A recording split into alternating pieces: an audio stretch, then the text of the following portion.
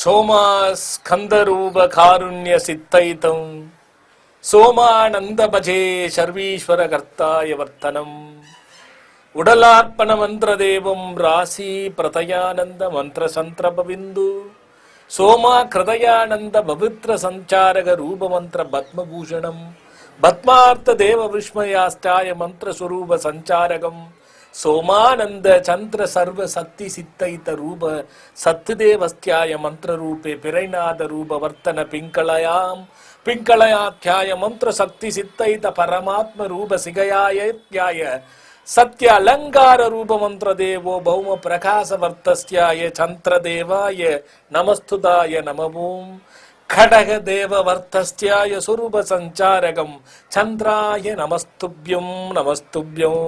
கடகராசிக்கு அதிபராக இருக்கக்கூடியவர் சந்திர பகவான். இந்த சந்திர பகவான் அற்புதம் எல்லாம் எய்தி எப்பவுமே ஒண்ணு தெரிஞ்சுக்கணும், வளர்ப்பிறை தேய்பிறைக்கு கர்த்தாவாக இருக்கக்கூடிய பெரிய கருணை உள்ளவர் இந்த சந்திர பெருமான். உடல் ரீதியாக நம்மை உடலால் ஆக்னே செய்யக்கூடிய ஒரு சக்தி படைத்தவர். மாத்தூர் காரகன் என்றும் ஒரு பெயர் இவருக்கு உண்டு. பகவானுடைய பரமாத்மாவுடைய சிகையிலே இடது பக்கமாக அலங்காரத்திலே அற்புதமாக காட்சி தந்து அழகுபடுத்துகின்ற ஒரு பெருமானாகவும் காட்சி உண்டு. இவருக்கு சோமன் என்ற ஒரு பெயரும் உண்டு. இப்படி பல பெயர்கள் இவருக்கு இருக்கிறது. அது வருங்காலத்திலே சொல்லுகின்றேன், இவருடைய சரித்திரத்தையும் சொல்லுகின்றேன்.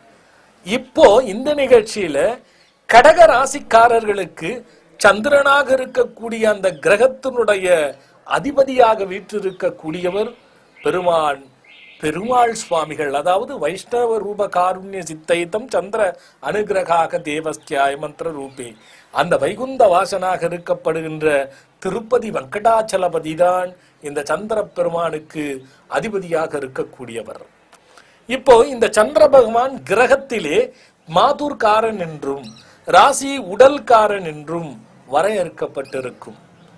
ஒருவருடைய ஜாதகத்திலே தேய்பிறையில் சந்திரன் அமர்ந்து விட்டால் அவர் என்ன கஷ்டப்பட்டாலும் அது முன்னேற்றமும் தடையுமாகவே இருக்கும். ஏற்றத்தாழ்வுகளுடன் வாழ்க்கை அமையும். அதே சந்திரன் ஒருவர் ஜாதகத்தில் வளர்பிறையில் அமர்ந்து விட்டால் அவர்கள் எந்த துன்பப்பட்டாலும் அதை சரி செய்து ஒரு நிலைக்கு எடுத்து வந்து சமநிலையான வாழ்க்கையை வாழ வைத்துவிடும். அப்படிப்பட்ட இந்த சந்திர பெருமான் இங்கே ஸ்வாதி அன்னையார் ரேவதி அம்மையாரோடு சேர்ந்து குடும்ப சகீதமாக இந்த நல்ல வேலையை கடகராசிக்காரர்கள் எல்லாம் இந்த தொலைக்காட்சியை பார்த்து கொண்டிருக்க வேளையில் தம்பதியர் சுமூகமாய் உங்களுக்கு காட்சி தந்து கொண்டிருக்கிறார். இதனாலதான் முதல்ல ஆரம்பத்திலேயே நான் ஒரு சில மந்திரங்களை எளிமையா உங்களுக்கு சொன்னேன்.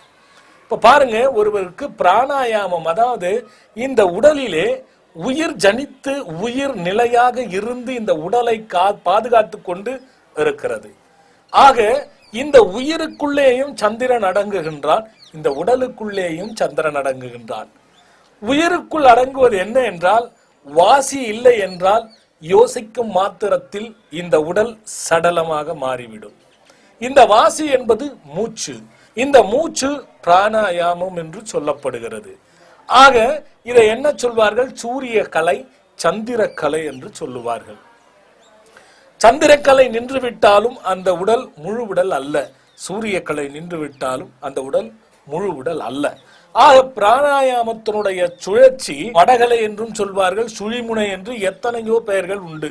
இதுக்கு இடைகளை வடகலை என்ற ஒரு பெயர் உண்டு. இடைகளையாக அந்த இடது பக்கம் மூச்சும் வலது பக்கம் மூச்சினுடைய சுழற்சி ஒரு விதத்தில் மாறிவிட்டால், இரண்டும் சமமாக இருந்தாலும் சரி மாறிவிட்டாலும் சரி, அது சிறு உபாதைகளை ஏற்படுத்திவிடும் என்பதில் மாற்று கருத்தில்லை. ஆக சூரியன் சந்திரன் என்ற சுழற்சியினுடைய மூச்சு எவ்வளவு முக்கியமாக உயிரை பாதுகாத்து உடலை பாதுகாத்து கொண்டிருக்கிறது என்பதை பாருங்கள். அப்பேற்பட்ட அங்கம் வாய்ந்தது இடது பக்கமாக வாங்குகின்ற நமக்குள்ள மூச்சு. அதே போல் அங்கங்களிலே பார்த்தீங்கன்னா உடலுக்கு இடது பக்கமாக இருக்கக்கூடிய அத்துணையும் அது முழுக்க சந்திரனுடைய ஆக்னை உடையது. நம்ம எல்லாம் மீண்டெடுத்த அன்னைக்கு ஆதாரமாக காட்டுகின்ற ஒரு விஷயமே அன்னை என்றால் மாத்துர்காரன் என்று சொல்லக்கூடிய அந்த சந்திரன் தாய்க்கு சமமானவனாக வருகிறது. இப்படி சந்திர திசை வருபவர்களுக்கெல்லாம் பார்த்தீங்கன்னா வளர்ப்பிறையில பிறந்தவங்க எல்லாருக்கும் அந்த 10 வருஷ காலத்தில் அது யோகம் மத்தியமஸ்தானம் யோகஸ்தானம் என்று கொடுத்துவிடும். தேய்பிரையில் இருக்கிறவர்களுக்கு துன்பம், கஷ்டங்கள், முயற்சிகள், தடை என்று கொடுத்துவிடும். சந்திரன் 2 வீடு கிடையாது, சூரியன் 2 வீடு கிடையாது. அவர்களுக்கு ஒவ்வொரு வீடு தனி கர்த்தாவாக அதிபதியாக இருக்கக்கூடியவர்கள். அவர்கள் திசை வரும் பொழுது ஒருவன் பராரியாகவோ நடுத்தரத்தில் இருந்து தாழ்ந்த நிலைக்கோ செல்லவே மாட்டான். ராகுகேதுகளுக்கு வீடுகள் கிடையாது. மற்ற கிரகங்கள் அனைத்தும் 2 வீடுகளில் ஆட்சி செய்து கொண்டிருக்கும். தனித்தனியாக ஆட்சி செய்யக்கூடியது இந்த சந்திரனும் சூரியனும். அப்படிப்பட்ட சந்திரன் கடகத்துக்கு அதிபராக வீற்றிருக்கிறார். அது மட்டும் இல்லாமல் அந்த கடகத்தில் சந்திரன் அமரப் பெற்றால் அந்த சந்திரன் ஆட்சி பலம் பெற்று மிக அற்புதமான சக்திகளை கொடுக்கக்கூடிய வல்லமை படைத்தவர். ஆத்மத்தில் பலம் பெற்று வருகின்ற வினையையும் வல்வினையும் முன்பாகவே அறியக்கூடிய திறன் படைத்தவர்கள் சந்திரன் அந்த கடகராசிக்குடையவர்கள் நட்சத்திரத்தை பொறுத்து. ஆனால் பெரும்பாலும் தோஷங்கள், சாபங்கள், வினைகள், வேதனைகள், நோய்கள், இது போன்று நிறைய விஷயங்கள் எளிதில் பிடித்து கொள்ளக்கூடியது சந்திரன் ராசி. இந்த சந்திரனுடையது கடகராசிக்குடையதிலே. இதெல்லாம் விலக வேண்டும். இப்படிப்பட்ட துன்பங்கள் எல்லாம் உங்களுக்கு இருக்கக்கூடாது. அதே நேரத்தில் அறிவு சார்ந்த விஷயங்களில் செயல்பட்டு முன்னேறும் பொழுது தேய்பிரையாக மாட்டிக்கொண்டாலோ அந்த சந்திரன் ராகுவோடோ அல்லது கேதுவோடவோ பலமில்லாமல் பலம் இழந்தவர்களோடு சேர்ந்திருந்தாலோ அவர்கள் அடிமட்ட படிப்பிலேயே தன்னுடைய வாழ்க்கை நின்றுவிடும்.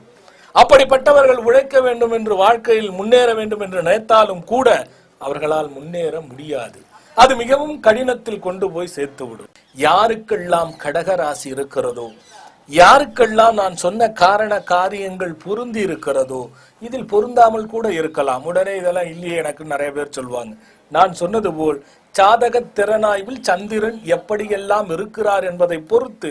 ஆனால் பொதுவாக இந்த பிரச்சனை இருக்கும் என்றதனால் இந்த மாதிரி பிரச்சனை உள்ளவர்களுக்கு விளக்கம் இருக்கட்டும், வெற்றியின் படியை எட்டட்டும், வெற்றி வாழ்க்கையில் கிட்டட்டும், நல்லவையெல்லாம் நடக்கட்டும், நல்லபடி அவர்கள் இருக்க வேண்டும், சுக சௌகரியங்கள் என்றும் நிரந்தரமாக அவர்கள் உடலிலும் ஆயுசு பெற்று நல்லபடியாக வாழ வேண்டும் என்ற சிந்தனையோடு இந்த மந்திரத்தை நீங்கள் படித்து கொண்டு வாருங்கள், வணங்கி கொண்டு வாருங்கள். இப்போ இந்த சந்திர பெருமானுக்கும் கடகராசிக்கும் இணைக்கப்பட்டு தேவதையாக இருக்கக்கூடிய இந்த சந்திரனுக்கு ஒரு ராகம் இருக்கிறது. இந்த ராகத்திலே இசை வாசித்து இந்த இசையை நீங்கள் கேட்கும் பட்சத்தில் அதன் இப்பொழுது சொன்ன மந்திரத்தினுடைய அத்துணை நல்ல சக்திகளும் உங்களுக்கு என்ன, இப்ப நான் சொல்லிட்டு வந்ததெல்லாம் பரம்பரையா இருக்கக்கூடிய இந்த சந்திரனால் ஏற்படுகின்ற பிரச்சனைகள் உங்களுக்கு தீரட்டும். மனோலயம் வசித்து மனத்தினுள் இருக்கக்கூடிய குழப்பங்கள், தெளிவில்லாத நிலைகள், பித்துகள் போன்றவை தீரட்டும். தெளிவான வாழ்க்கை பிறக்கட்டும். அதற்கு அந்த ஆண்டவனாகப்பட்ட அன்னை சுவாதி தேவியும் ரேவதி தேவியுடைய அருள் கிடைக்கட்டும். நல்லவைகள் எல்லாம் நடக்கட்டும். ஒவ்வொருவருடைய தாய் நன்றாக இருக்க வேண்டும். அவர்களுடைய மனம் குளிர வேண்டும். அதன்படி நீங்கள் எல்லாம் நடந்து கொள்ள வேண்டும். ஆண் பெண் இருவரும். உங்களுக்கு எந்த குறையும் இருக்கக்கூடாது. தேய்வு என்றதோ தொய்வு என்பதோ உங்கள் வாழ்க்கையில் நடக்கக்கூடாது. உயர்வுகள் எல்லாம் நீங்கள் பெற வேண்டும். நல்லவைகள் எல்லாம் நீங்கள் நாட வேண்டும். அப்படி நாடுகின்றதற்கு அந்த சிவபெருமானுடைய உச்சி தலையிலே அலங்காரமாக வீற்றிருந்து பிரகாசமாக நம்மை எல்லாம் ஆட்கொண்டு இடது பக்கத்திலே ஆட்சி செய்கின்ற சந்திரனுடைய பெரும் கருணை உங்களுக்கெல்லாம் கிடைக்க வேண்டும். ஹேமாவதி ராகம் என்ற ராகம் தான் இந்த சந்திர பெருமானுக்கு வருகிறது. இந்த ஏமாவதி ராகத்திலே ஒரு பாடல் இயற்ற வேண்டும். அதற்கு சந்திரன் மகிழ வேண்டும். அந்த சந்திரன் மகிழும் பொழுது நீங்கள் எல்லாம் அந்த இசையையும் மந்திரத்தையும் ஓதிக்கொண்டே காதில் கேட்டுக்கொண்டே தரிசனம் பார்த்து கொண்டே இருக்கின்ற வேளையிலே இது ஸ்ரீ காந்திமதி என்ற ஒரு அற்புத கீர்த்தனை உங்களுக்காக அந்த ஹேமாவதி ராகத்திலே இருந்து ஸ்ரீ காந்திமதி என்ற ஒரு அற்புத கீர்த்தனையை பார்த்து அதை கண்டு கேட்டு பலனடைந்து வாழ வேண்டும். இப்ப இசையில போலாம்.